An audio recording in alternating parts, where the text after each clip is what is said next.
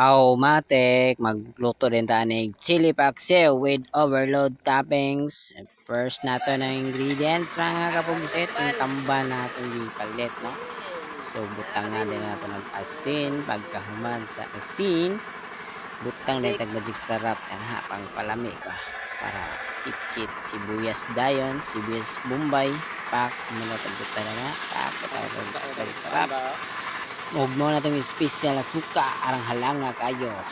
10 years na kasi nagbabad. So, mo na itong ano, butang rin daning okra, batong, tapos talong.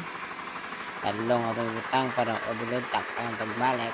Butangan din ng tuyo para mo kulol gamay. Dili iluod ka unon. Tapos taning oil para mo magmantika. Then para mo mupansin mo simon, maglamlam, tubig din gamay. Di na kayo natulganon. O, wala na si finished product. O, nagbukal na.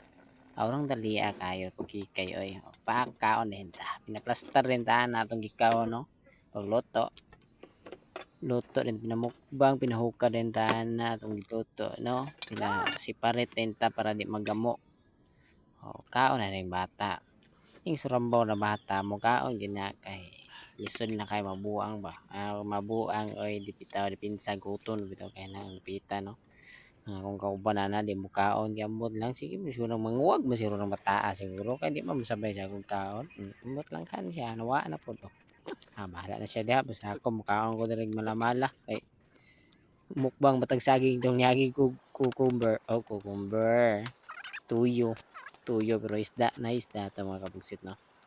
Pinatila pintaan na tamba na siya makapugsit pero ang timplada na murag blue marlins ba da kulot gyapon ang sa kataperwer na kanon ay apil lang sa kataperwer na tamban.